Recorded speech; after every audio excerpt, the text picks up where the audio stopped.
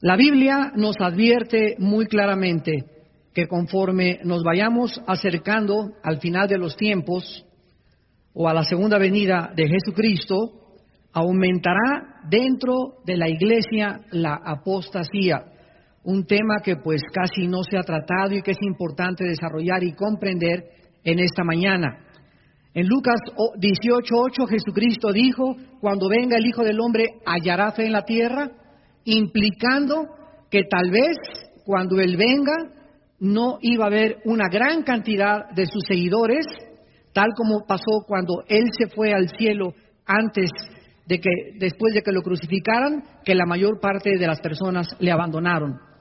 En Mateo 24:12 Jesucristo vuelve a decir: por haberse multiplicado la maldad, el amor de muchos se va a enfriar. Y aquí la palabra maldad en el griego es anomia, que significa sin ley. O sea, Jesús está diciendo que la rebelión contra la autoridad va a aumentar.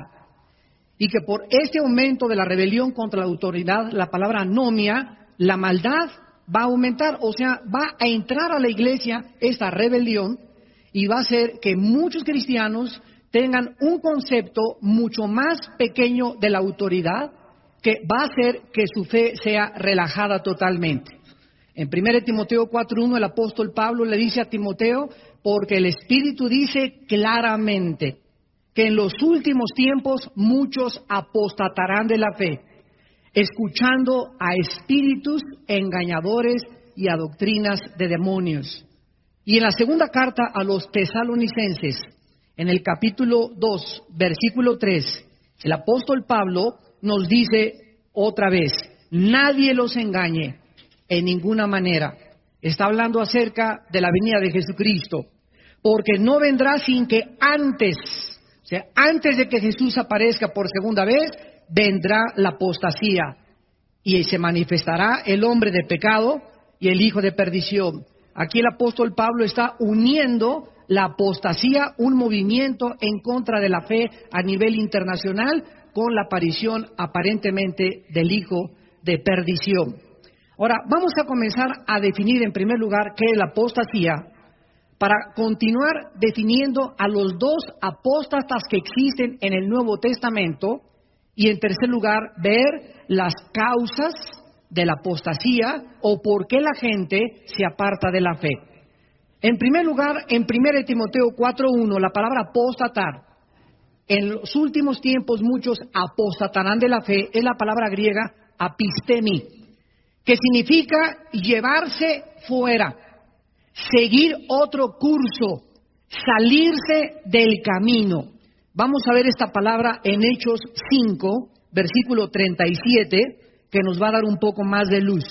Dice Hechos 5:37, después de se levantó Judas el Galileo en los días del censo y llevó en pos de sí. Esta frase, llevó en pos de sí, es la palabra griega apistemi. Entonces nos damos cuenta que tiene que ver con salirse fuera o con la influencia de terceras personas que nos pueden sacar del camino. En este caso particular de Hechos se está hablando de Judas, el Galileo, que se lleva en pos de sí, o sea que arrastra a muchos del pueblo y finalmente, ¿verdad?, todos ellos perecen. La misma palabra es en segunda de Tesalonicenses, capítulo 2, versículo 3. Ahora, ¿por qué muchas personas, después de haber oído claramente la verdad, se alejan del camino? Una pregunta importante: ¿eran salvas estas personas? ¿O realmente la salvación se puede perder? ¿O podemos realmente, después de recibir la vida eterna, perder esta vida eterna? Vamos a dejar que la Biblia nos hable en esta mañana y vamos a ver las dos clases de personas que la Biblia nos enseña que pueden alejarse de la fe. En primer lugar, veamos las personas que nunca fueron salvas. Veamos en el libro de Juan, capítulo 17, Evangelio de Juan 17, el caso específico de Judas Iscariote. En Juan 17, versículo 12, Jesús dice, cuando estaba con ellos en el mundo, yo los guardaba en tu nombre. A los que me diste, yo los guardé. Y ninguno de ellos se perdió, sino el hijo de perdición, para que la Escritura se cumpliese. Vamos a entender dentro del contexto las palabras de Jesús. Miren ustedes en el versículo 2 del mismo capítulo. Le has dado potestad sobre toda carne para que haya vida eterna a los que le diste. Versículo 6. A los que del mundo me diste, tuyos eran y me los diste. Versículo 9. Sino por los que me diste, porque tuyos son. Versículo 11. Ya no estoy en el mundo, estos están en el mundo. Padre Santo, a los que me has dado, guárdalos en tu nombre. Y en el versículo 12, otra vez, a los que me diste, los guardé. Vemos nosotros en la oración de Cristo que todos nosotros somos un regalo del Padre al Hijo. Y que antes de que nosotros fuéramos a Jesucristo, nosotros le pertenecíamos al Padre. Y el Padre, sabiendo, ¿verdad? Desde luego no vamos a entrar en una teología profunda de la predestinación, nos tomó y nos dio, somos la iglesia, somos un regalo, somos la novia que el Padre le trae a su Hijo Jesucristo. Y Jesucristo, orando en esta oración sacerdotal, le dice al Padre, Padre Santo, a los que me diste. No está implicando que nosotros determinamos ir a Cristo, sino que el Padre nos guió, nos envió, nos llevó a su Hijo Jesucristo. A esos Jesús dice, yo los guardé. Y ninguno de los que el Padre me da se va a perder. Ninguna oveja se va a perder porque están seguras en mi mano. Juan 10. Pero el único que se perdió fue alguien que el Padre no le dio a Jesús. Y que se llama Judas Iscariote, para que la Escritura se cumpliese de que este discípulo fue llamado siempre hijo de perdición. Nosotros somos hijos de bendición, hijos del Padre, por cuanto somos hijos envió el Espíritu Santo a morar en nuestras vidas. Vamos a continuar en Juan 18, versículo 8, y dice la Biblia, respondió Jesús, les he dicho que yo soy. Si me buscáis, dejen ir a estos. Y lo comparamos con Juan capítulo 13, versículo del 10 al 11, cuando Jesús ya está en la última cena, en la víspera de su crucifixión, dice estas palabras. Jesús le dijo, Juan 13, 10, el que está lavado no necesita sino lavarse los pies, pues está todo limpio. Y vosotros limpios estáis, aunque no todos, porque sabía quién le iba a entregar. Por eso dijo, no estáis limpios todos. Versículo 18, no hablo de todos vosotros, yo sé a quienes he elegido, mas para que se cumpla la Escritura, el que come pan conmigo levantó contra mí su calcañar. Vemos pues aquí en la Biblia claramente que Judas nunca tuvo la salvación. Judas fue siempre el diablo. Y cuando se le metió el diablo para entregar a Cristo, complementó la obra de arte de Satanás. Y desde que el Señor Jesús escogió a Judas, él sabía perfectamente bien que era el diabolos. Y aquí aparece una contradicción teológica.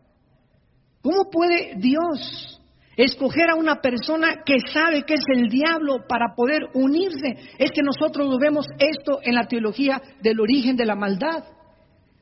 Nosotros creemos que el mal lo creó Dios y el mal entró en el momento en que Dios le dio libertad a los seres para que pudiéramos escoger entre un camino y otro camino. Nosotros somos los responsables de la entrada. El mal, Dios creó la posibilidad de que el mal entrara al universo, pero nosotros somos los responsables de la existencia del mal en el universo, no Dios. Ahora, Dios lo sabía claro de antemano.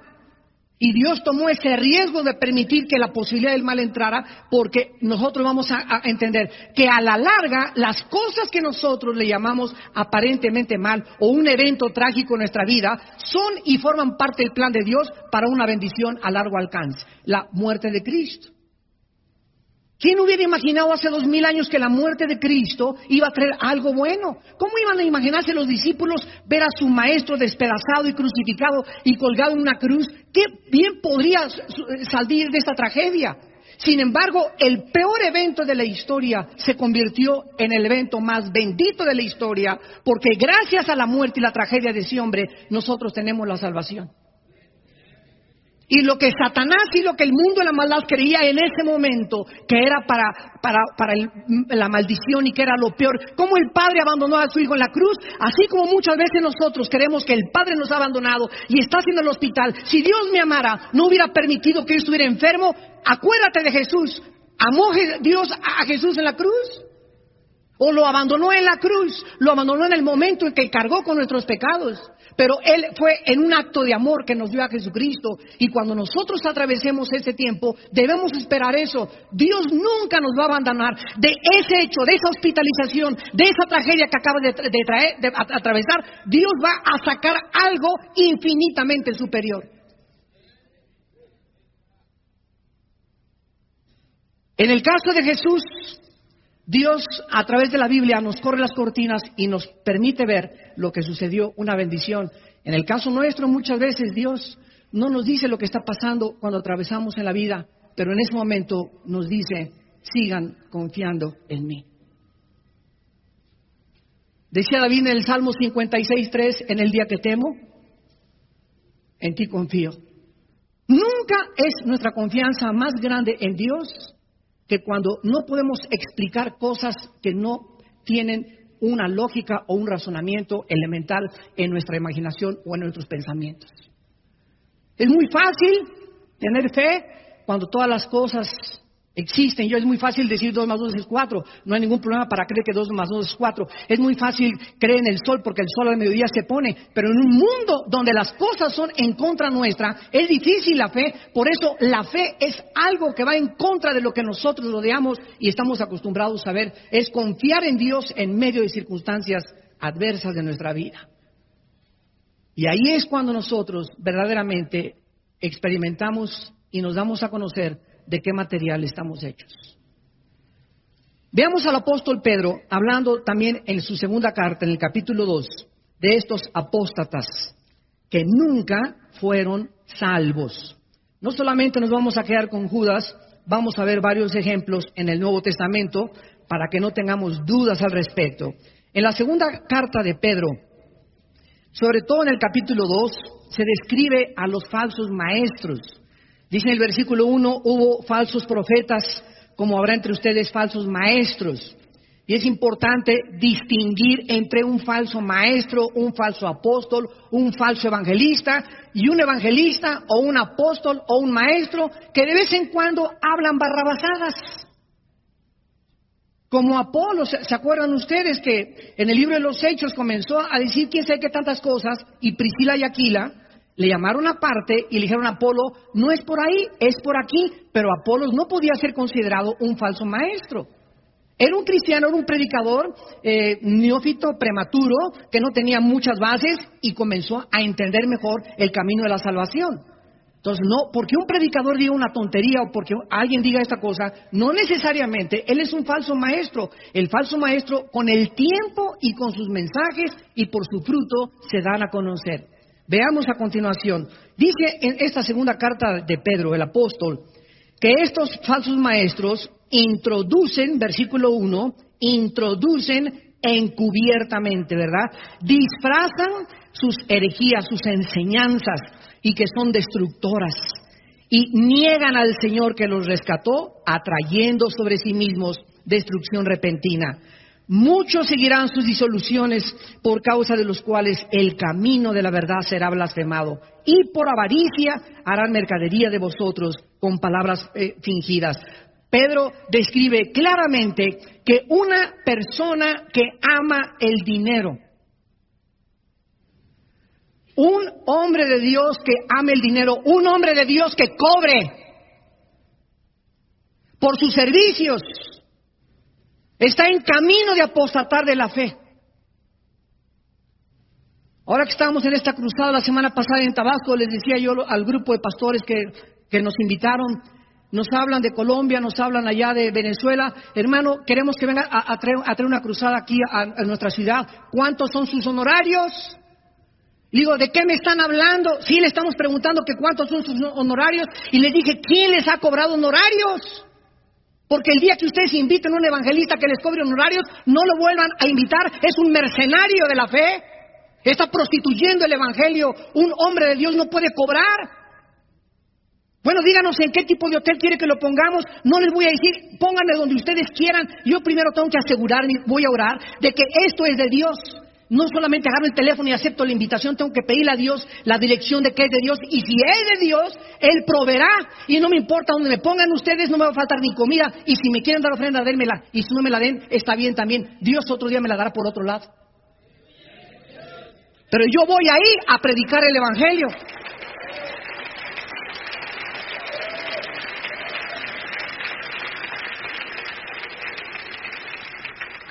Amados, es tiempo de elevar la integridad del ministerio. Es tiempo de elevar las normas con las cuales Dios nos mandó. Somos misioneros de Dios. Somos apóstoles enviados de Dios a un mundo necesitado. Estábamos el otro día allá en Puerto Vallarta y unos hermanos llegan al hotel por nosotros en una camioneta que no tenía aire acondicionado. Y llegan al hotel, hermano, discúlpenos, pero no tiene aire. Le digo, bueno, ¿quién creen que soy yo? Que les exijo que vengan en una limusín por mí, que me pongan un hotel 5 estrellas.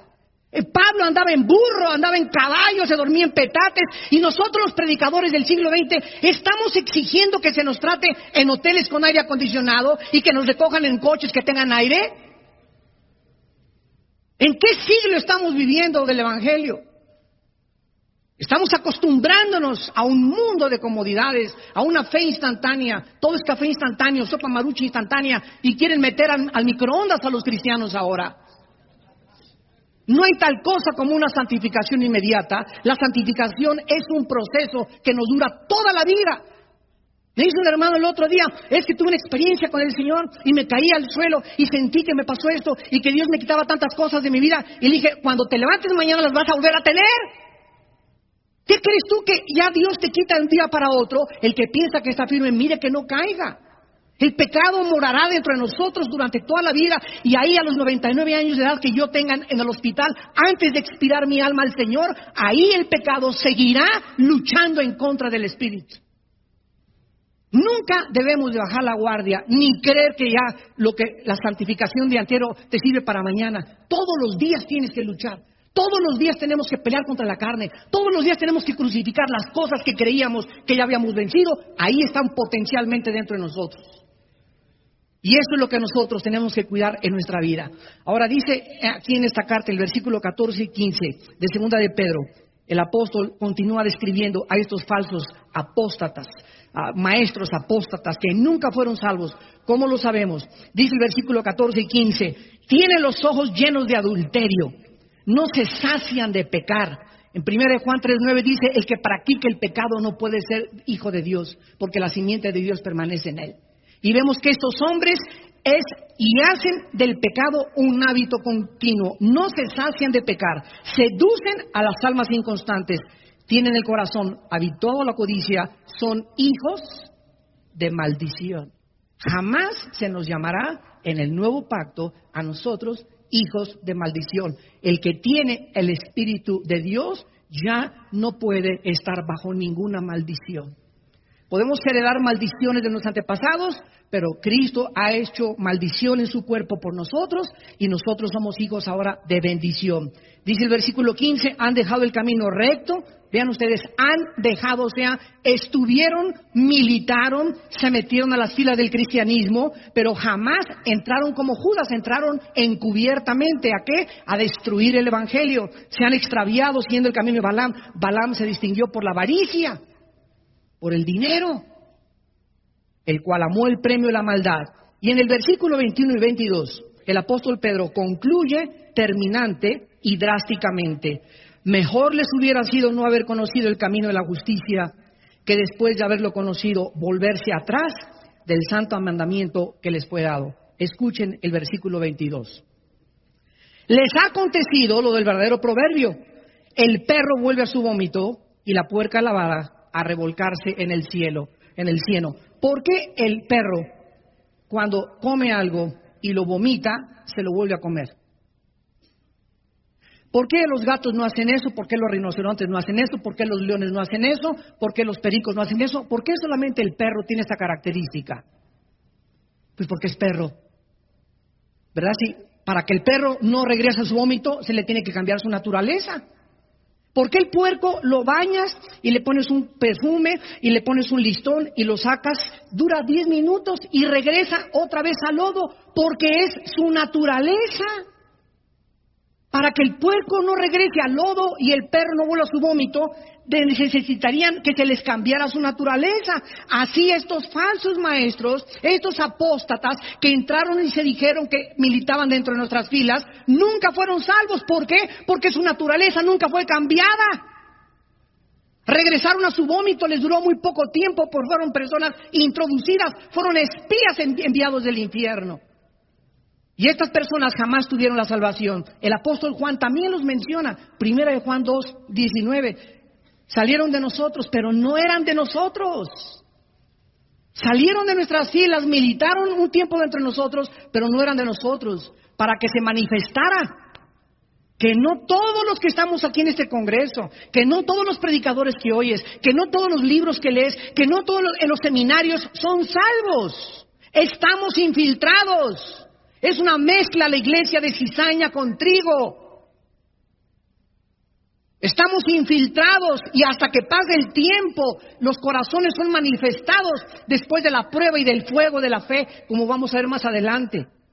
Pero estas personas, su naturaleza nunca fue cambiada, nunca recibieron la naturaleza divina de Dios.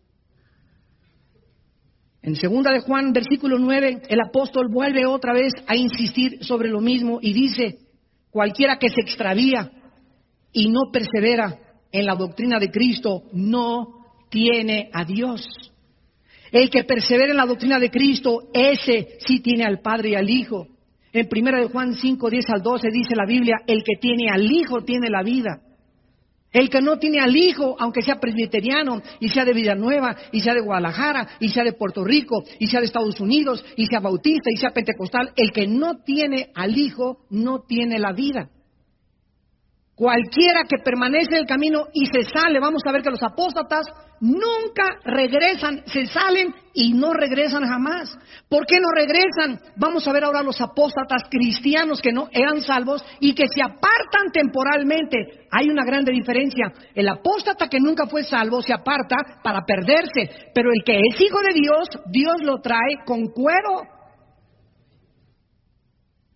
Veamos en Hebreos 12, del 5 al 8, la promesa de Dios a aquellos que son salvos, aquellos que verdaderamente tienen la naturaleza divina de Dios.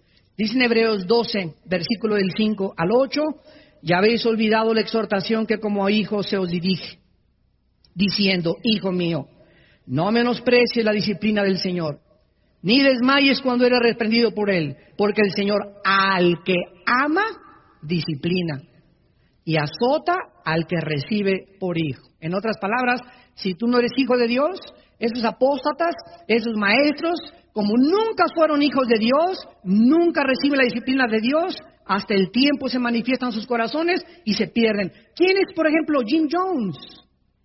En 1978 se llevó a 1,000 personas a la Guyana, a Sudamérica. Él era pastor metodista. Raúl Macín en México, pastor de la iglesia La Santísima Trinidad de Monterrey, se fue después de 5 años de ser pastor, se unió al Partido Comunista. David Koresh, hijo de padres bautistas y bautista, guía una secta en Waco, Texas, y los lleva a la destrucción. Y aquí tenemos la historia del cristianismo. William Graham, que está en Guadalajara, que fue el que bautizó a Chuy. No es cierto. Por todos lados tiene este hermano iglesias, ¿verdad? Y dice que él es el ángel de Apocalipsis. Cálmate, Habacuc. Salieron de nosotros, pero no eran de nosotros. Jim Jones salió de la iglesia metodista, David Koresh de la iglesia bautista, Masin de la iglesia metodista en Monterrey, y así tenemos cantidad de falsos profetas. William Branham también en los 40, 50 tenía campañas evangelísticas, y de repente se le metió el diablo y comenzó a decir que él era el apóstol de Dios y que él era el ángel de Apocalipsis y que solamente él tiene la verdad. Entonces se manifiesta con el tiempo que esta persona nunca tuvo la naturaleza de Dios, nunca su naturaleza fue cambiada, fue introducido encubiertamente.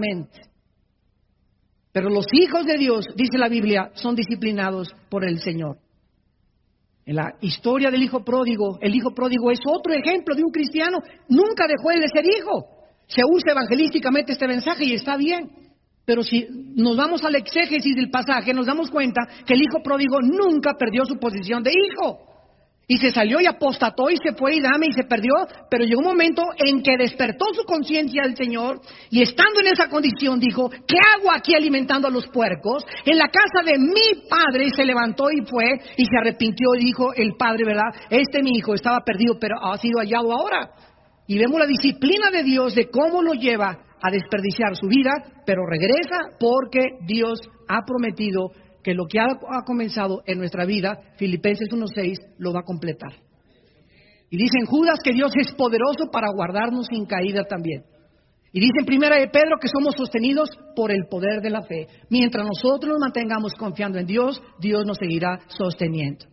Tenemos otro caso en 1 Corintios 5, del 1 al 5. Un cristiano vivía en fornicación con su madrastra. No tenían en esa época Timoteo, no tenían las cartas de Pedro, no tenían la información que tenemos nosotros. Y Pablo le dice a ese muchacho, sáquenlo de la iglesia y entréguenlo a Satanás para la destrucción de la carne, a fin de que el espíritu sea salvo en el día de Cristo. A fin de que el espíritu sea salvo en el día de Cristo. Y finalmente tenemos a Santiago que nos dice en el capítulo 5, antes de despedirse de sus lectores, dice Santiago capítulo 5, versículo 19, hermanos, si alguno entre ustedes se ha extraviado, escuchen lo que dice hermanos. Está hablando a los hermanos que se han extraviado. Si alguno de entre ustedes, o sea, de entre los hermanos, se ha extraviado la verdad y alguno le hace volver, sepa que el que haga volver al pecador del error del camino, salvará de muerte un alma y cubrirá multitud de pecados. ¿De qué tipo de muerte está hablando Santiago? Está hablando de la muerte física. El mismo caso de 1 Corintios 5 y el mismo caso de 1 Corintios 11. Los corintios tomaban la cena y por no discernir el cuerpo del Señor, ¿qué les pasó? Se enfermaron y se comenzaron a morir. La muerte física, dice la Biblia que cuando un hijo de Dios no entiende, Dios te lleva a casa antes de tiempo. Te puede llevar a casa prematuramente. Dios quiere que sigas en la vida, que testifiques, que hables del Señor, que tengas salud, que seas bendecido. Pero si tú estás en contra de sus leyes y te entercas, y Dios conoce tu corazón que no hay posibilidad de hacerte volver, Dios te lleva para que no sea blasfemado el camino de la verdad por tu culpa. Entonces, hay cristianos que son personas que han abandonado el camino, pero si regresan. Y si el caso es extremadamente drástico, Dios se los lleva a casa. Ahora, veamos a continuación las causas de este apartamiento de la fe. Las causas de esta apostasía. En el libro de los Hebreos, capítulo 2, encontramos la primera: negligencia en el estudio de la palabra de Dios. Ojo, negligencia, apatía en el estudio, en la meditación, en la memorización de la palabra de Dios. Dice el capítulo 2 de Hebreos, por tanto, es necesario que con más diligencia atendamos a las cosas que hemos oído. En estos 2 días ustedes van a oír muchas cosas de la Biblia. Y Dios a cada uno de nosotros nos ha preparado para darles un mensaje y todos necesitan lo que estoy hablando, lo que habló yo, lo que va a hablar el hermano Carlos. Todo está preparado por Dios. Somos hechura suya, creados en Cristo Jesús, las cuales obras preparó de antemano para que anduviésemos en ellas. Este congreso está preparado por Dios y el Espíritu Santo lo que está hablando es exactamente lo que tú necesitas oír. Pero si tú en este congreso no atiendes diligentemente y paras el oído y verdaderamente en este congreso tú no te quebrantas y te humillas delante de Dios y haces que el Espíritu Santo pueda influir e infundirte esa vivificación que solamente nos puede dar, y tú te vas el domingo de aquí o el lunes de aquí, te perdiste una oportunidad que no sabemos si se te va a volver otra vez a manifestar. Muchos de ustedes, escúchenme, es la última vez que están escuchando la voz de Dios. Porque ninguno de nosotros sabemos si mañana en la mañana nos vamos a poner la corbata y vamos a amanecer. Es necesario que con más diligencia atendamos las cosas que hemos oído, no sea que nos deslicemos. La palabra deslizarse en el griego significa soltar las amarras. Y se usaba con los barcos que al llegar al muelle, ustedes se acuerdan que avientan una cuerda y amarran en un fierro ahí la cuerda para que el barco no se despegue del muelle mientras está desembarcando a la gente. Dice la Biblia en Colosenses, asidos de la palabra de la vida. Si nosotros no estamos anclados en la Biblia, si no estamos meditándola día y noche, si no verdaderamente tenemos una pasión, un ardor, un amor, algo que ha impresionado profundamente nuestra vida con la Biblia, es posible que te comiences a soltar, porque la única ancla y amarra que nos mantiene aquí en esta vida es la fe en la palabra de Dios. Por eso dice la Biblia que es la batalla de la fe. La batalla del Golfo Pérsico se llamó batalla del Golfo Pérsico porque estaba de por medio el dominio del Golfo Pérsico. La Primera y la Segunda Guerra Mundial se llama Primera y Segunda Guerra Mundial porque estaba de por medio el poderío mundial. Y se llama la batalla de la fe porque está de por medio la fe. Es por lo que debemos de pelear, por la fe. La fe es el centro de nuestra lucha, el centro de nuestra militancia. Y si nosotros abandonamos esta fe, es algo que Dios nos ha dado y que nos ha dicho, Armando, te doy esto para que lo guardes. Guarda el buen depósito, le dice Pablo a Timoteo, y vas a pasar por lobos, y vas a pasar gente que te van a querer sacar esto, el diablo va a querer sacarte esto, y el día que el diablo te saque esto, te sacó todo. Puedes perder tu casa, puedes perder tu familia, puedes perder tu salud, pero nunca pierdas la fe. Porque es lo único que nos sostiene, es lo único que nos guarda del poder de Dios. La fe, creer verdaderamente lo que Dios ha dicho es verdad. Dice en el versículo 2, porque si la palabra dicha por medio de los ángeles fue firme, y toda transgresión y desobediencia recibió justa retribución, ¿cómo escaparemos nosotros si descuidamos una salvación tan grande? Muchas gentes han dicho, bueno, aquí dice que perdemos la salvación. Aquí no está diciendo que perdemos la salvación. Aquí está diciendo, ¿cómo vamos a escapar si descuidamos una salvación? ¿Cómo vamos a escapar de qué? ¿Cómo vamos a escapar del juicio y la disciplina de Dios a nuestra vida? ¿Tú crees que te le vas a escapar a Dios de que Él te discipline? Por eso dice, ya se te olvidó que Dios es tu Padre y que te va a cuerear. Y si tú obedeces por las buenas con la palabra, no hay ningún problema, pero si no obedeces, Dios dice, Dios al que recibe, azota por hijo. La palabra azotar en hebreos es castigar físicamente. Dios prefiere mandarte al hospital, a la cárcel, que pierdas un ojo, que pierdas una pierna, que pierdas un brazo, antes de que te pierdas. Porque Dios sabe que es terrible que alguien se aleje de Él, porque las personas que se alejan de Dios son las que más sufren en esta vida. Vemos en Hebreos capítulo 5 lo mismo que el apóstol Pablo, o el que escribió la carta a los Hebreos. Casi todos están de acuerdo en que fue Pablo el autor. Dice el versículo 12 de Hebreos 5, porque debiendo ser ya maestros, esto es para muchos de ustedes, hermanos, que en esta mañana tienen 5 años en Cristo, 8 años en Cristo, 10 años en Cristo, y jamás en su vida le han enseñado, participado, comunicado algo a nadie, ni a tus hijos. Ya deberías en tu casa tener un estudio bíblico tú y enseñar la palabra de Dios. Debiendo ser ya maestro, después de tanto tiempo, tienes necesidad de que se te vuelva a enseñar cuáles son los primeros rudimentos de la palabra de Dios. ¿Cuáles son los primeros rudimentos de la palabra de Dios? ¿Cuál es el A, B, C de la Biblia? Número 1, ora todos los días. Número 2, ten contacto con el Señor. Número 3, habla de Cristo a las personas que puedas en el día. Pero si tú tienes 4, 5 o 6 años en la Biblia y no tienes ya un tiempo devocional, una disciplina para venir a la presencia del Señor diario en la madrugada y estar media hora, 40, 1 hora, no sé cuánto tiempo delante de Dios, y no, esta palabra no forma parte de tu, en lugar de hemoglobina, biblina dentro de tu sangre, y no memorizas la palabra y no la guardas la palabra, ¿cómo quieres entonces que Dios te trate? Tu vida de oración es raquítica, tu vida de oración son 15 minutos, media hora. Eso es lo que nos toma para interceder por la familia, por nuestro presidente, por el gobierno. Pero como se te olvidaron el ABC de la Biblia, dice la Biblia, has llegado a ser tales que tienen necesidad de leche y no de alimento sólido. El otro día en el diplomado, un hermano se para y me dice, señor Alducin, dígame, explícame la predestinación. A ver, explícame por qué, ¿cómo es eso? Le dije, no te explico nada. Me dice, ¿por qué? Le digo, porque sabes una cosa, yo te conozco, tienes 7 años en Cristo. Y tú quieres ahorita entender la predestinación y el origen del mal y la explicación del mal. Y existen respuestas en la palabra de Dios, porque la palabra de Dios refuta argumentos y todo altivez se levanta contra su nombre, llevando cautivo todo pensamiento a la obediencia de Jesús. Pero tú no estás en posición de que te lo explique. ¿Por qué? Porque te has hecho tardo en el oír. Y así, a ver, explícame por qué Dios, si es bueno y es bondadoso, permite las inundaciones, que una carro se eche para atrás y mate una criatura. ¿Quién derribó las torres de World Trade Center? ¿El diablo o Satán o Dios? A ver, ¿qué contestarías tú? El diablo.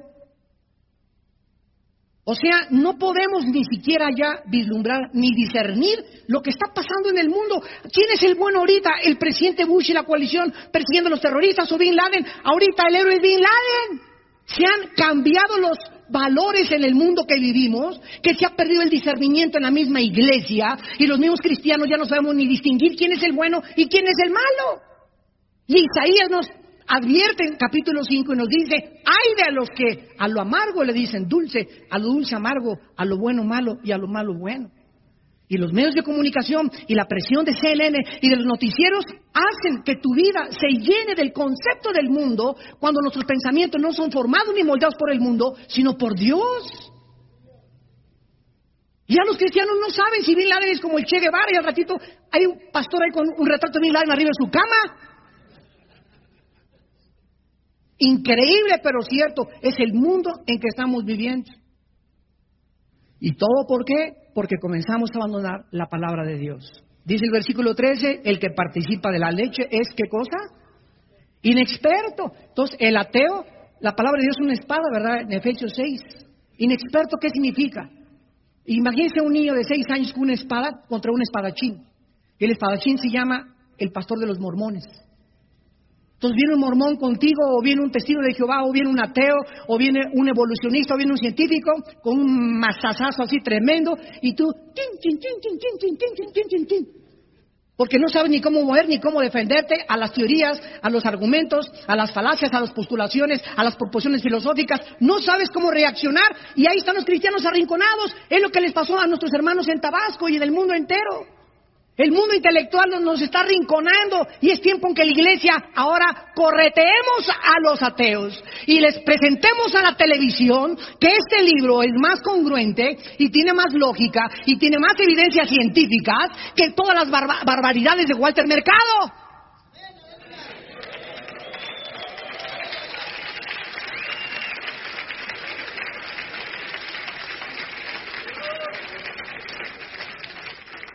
Dios te está buscando. Dios te está buscando, hermano. Jóvenes, escúchenme. Dios está buscando a jóvenes que se preparen, que conozcan la Escritura, que estudien la Escritura, que memoricen la palabra, para ver que a través de ellos Dios va a mostrar su poder, como dice 2 Crónicas 16.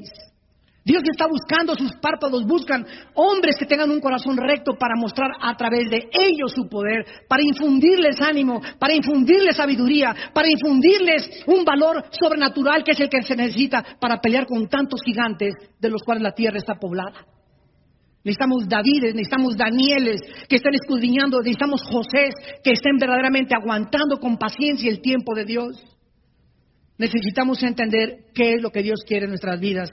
En segundo lugar, en Hebreos 12, encontramos otra causa de la apostasía.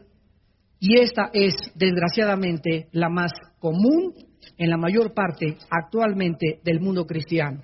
Una raíz de amargura. Amargura. Dice en Hebreos 12, versículo 15, mirad bien. Esta frase, mirad bien, significa que en la iglesia tenemos que estar así, con los ojos abiertos, cuidando, velando. Antes que nada, miren, ¿qué se nos manda a cuidar? ¿Qué se nos manda a vigilar? No sea que alguno entre tu familia, entre tus hermanos, pastores, lo que sea, alguno deje de alcanzar la gracia de Dios. Es increíble que en la vida cristiana un cristiano deje de alcanzar la gracia de Dios. Ahorita vamos a explicar a qué tipo de gracia se refiere. Que brotando alguna raíz de amargura les estorbe y por ella muchos sean contaminados. Hermanos en Jesucristo, en la vida cristiana sobran las razones para desilusionarnos, para desanimarnos, para ya aventar la toalla, para ya no querer pelear, pero tenemos que recordar que ese tiempo en el que nosotros hemos sido acusados, calumniados, y escúchenme, nadie a quien Dios vaya a usar se escapa de estas pruebas.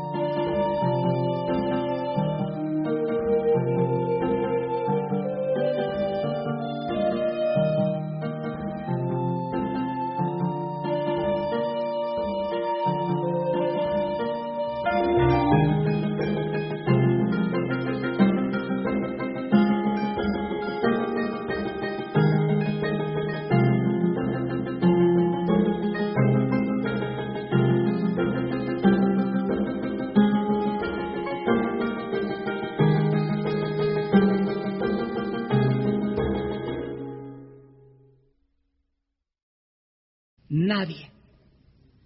Todos aquellos a quien Dios llama, los lleva a un desierto y los mete a un horno de fuego. ¿Quién es un líder? Un líder es una persona que pasó la prueba de la persecución, pasó la prueba de las calumnias, pasó la prueba de la desilusión, y son etapas en la vida, y cuando sale de todas esas pruebas, el líder sigue así: hola, gloria a Dios, aleluya. No se le nota ni se le ven huellas de que el horno ni el fuego quemó ni sus botones. ¿Por qué? Porque en todas estas pruebas que el líder pasó, Jesús estaba con él. Esa es la grande diferencia. Ahora, si tú entras a las pruebas y en esas pruebas, en esa persecución, en esas desilusiones, en ese desánimo, no te agarras con todas tus fuerzas de Jesús y no te aferras a Él y no lo abrazas apasionadamente, y en esos tiempos, en el día que temes, en Él confías, y en esos tiempos no estás más que nunca, confiando más que nunca en Él, cuando salgas de las pruebas, se te ve en la cara de sapo que tienes. Líderes y pastores que han atravesado pruebas, repito, y salen amargados, llegan a la iglesia y puedes oír en sus mensajes la amargura. Y el espíritu de la amargura se transmite a sus ovejas. Y son ovejas contaminadas por el espíritu amargado que tiene el pastor. Porque el pastor tiene una herida de la cual no ha sido sanado. Dice aquí que la amargura impide que del cielo Dios me use, que es la gracia de Dios. La Biblia habla de la gracia salvífica, que es la gracia que nosotros recibimos para salvación. Y aquí está hablando de la gracia santificante. ¿Qué significa esto?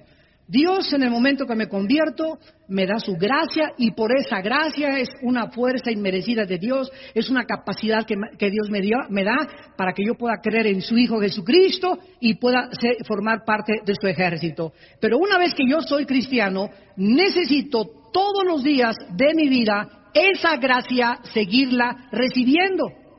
¿Y qué es esta gracia? Apunta a la definición: es la capacidad que Dios nos da para que podamos hacer su voluntad. Es la capacidad o la habilidad que Dios nos da para que podamos hacer su voluntad. En otras palabras, ser padre de familia es imposible sin la gracia de Dios. Presentarme delante del presidente Fox, en 3 semanas vamos a estar con él para preguntarle los programas de televisión, la programación. Si yo me presento delante de Fox y no voy con la gracia de Dios que me respalde, no voy a encontrar gracia ante sus ojos. Educar a mis hijos y darles consejos es imposible si no tengo la gracia de Dios. No podemos levantar este edificio porque Jehová, si no es el que levanta el edificio, en vano estamos construyendo. Si Jehová no vela la guardia, aunque traiga guardaespaldas y carros blindados y ametralladoras, de nada me sirve. Si no es Él el que está obrando y operando en mi vida, todo lo que estoy haciendo a mi alrededor es vano. ¿Y qué es lo que impide que esa gracia llegue a mi vida? La amargura. En ese momento, el rencor que tú tienes contra alguien que te lastimó, que habló mal de ti, aguántalo y perdónalo. Perdónalo 70 veces 7. Perdona y sigue perdonando. Ayer llegó un hermano ya grande: Armando, fíjate que mi esposa me dijo de cosas, le hablé por teléfono y le dije que era una piruja, que era una prostituta, y me dijo: no vengas a la casa en 3 días a dormir. ¿Qué hago? Le dije: número 1, respeta lo que tu esposa te dice, porque si tú le insultaste, violaste un mandamiento de Dios. Yo no te voy a decir exactamente las consecuencias o los resultados, pero te voy a decir lo que la Biblia dice. Dios quiere que tú en esta noche le hables por teléfono y le digas: mi vida, estoy arrepentido, estoy quebrantado, perdona por lo que te dije, y quiero decirte que si me dejas ir a dormir a la casa. Y si ella te dice no, le dices en qué hotel vas a estar y con quién te vas a acostar para que no tengas sospechas de que te fuiste con otra mujer. Me dice: pero es humillante. Le dije: es lo que Dios quiere que hagas, que te humilles después de haberle insultado y agredido y haberle roto, porque es un vaso frágil ante los ojos de Dios. Le dije: ya los resultados mañana no sé cómo va a reaccionar tu esposa, pero tú te vas a tener que quebrantar por un buen tiempo, porque la has lastimado muchísimo. Y Dios dice que cualquier hombre que tiene una relación equivocada en su matrimonio, Dios no escucha tus oraciones. 1 Pedro 3:7.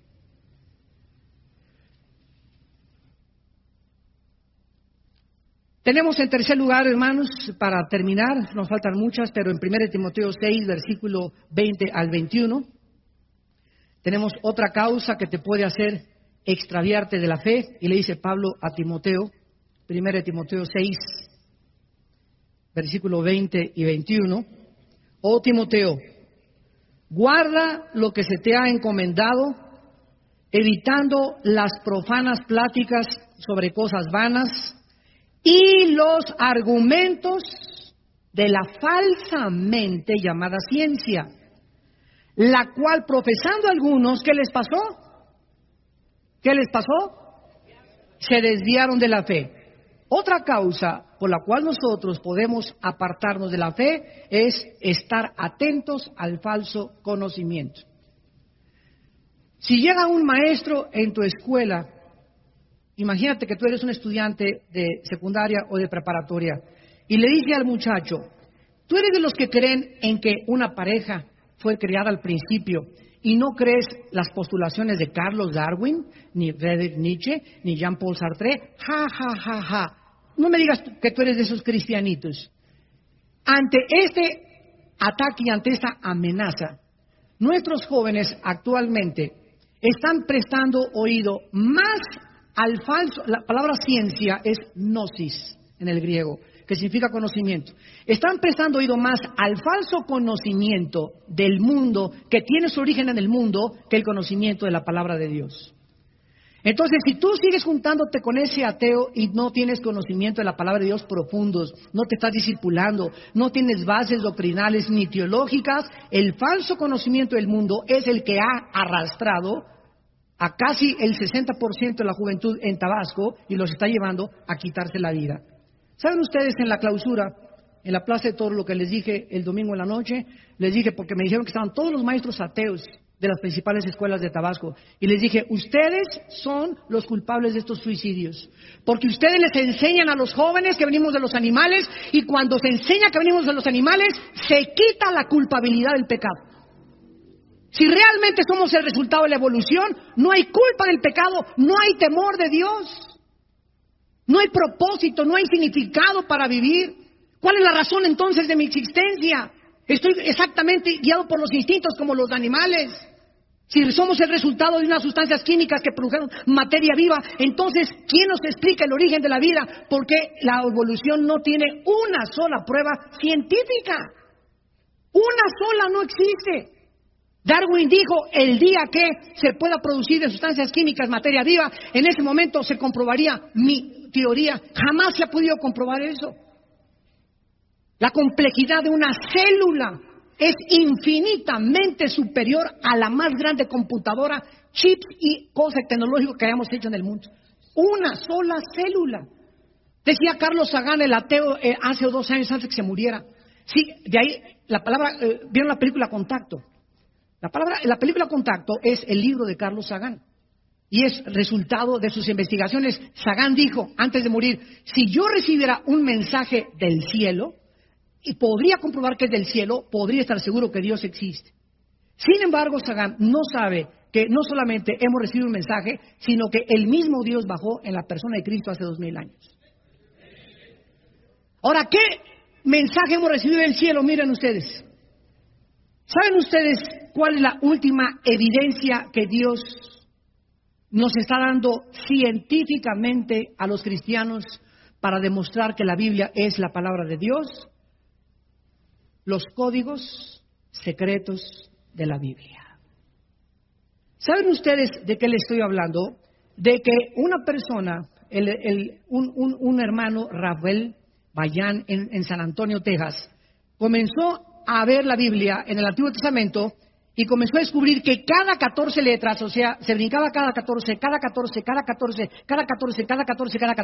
aparecía la palabra Yoshua HaMashiach, profeta, rey y sacerdote.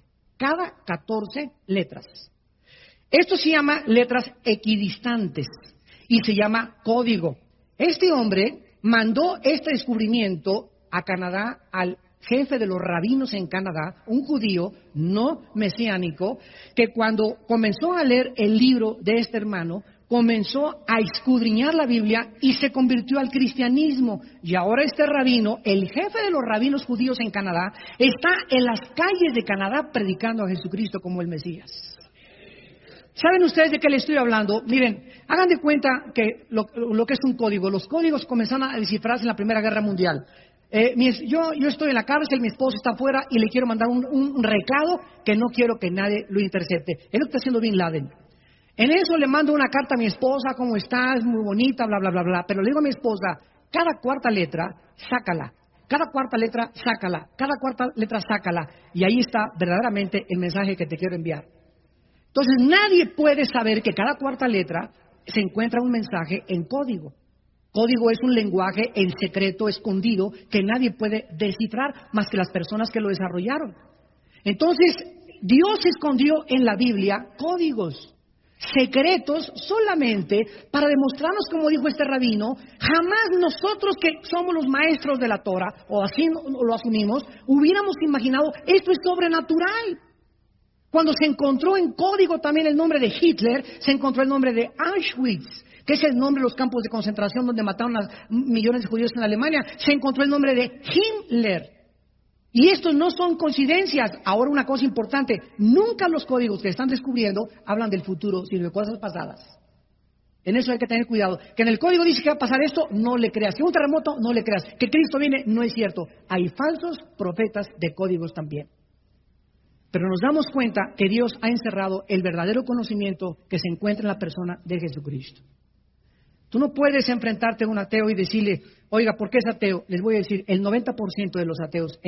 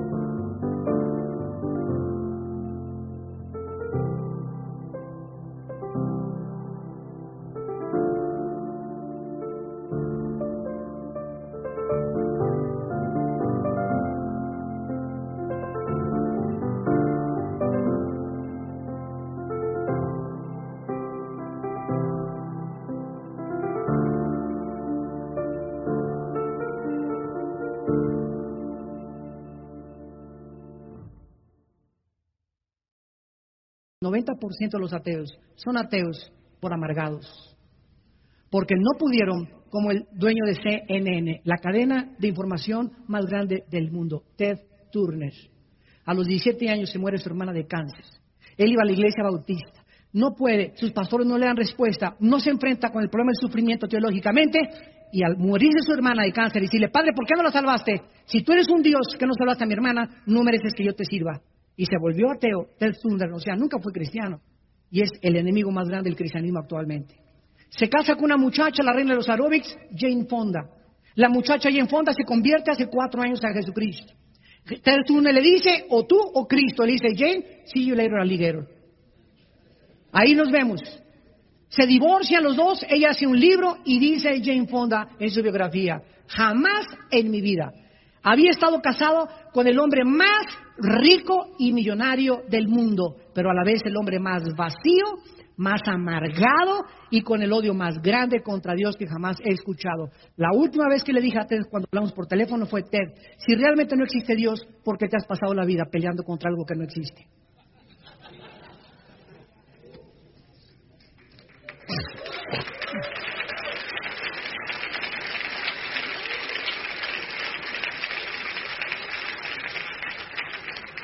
Señor, te damos las gracias por tu palabra.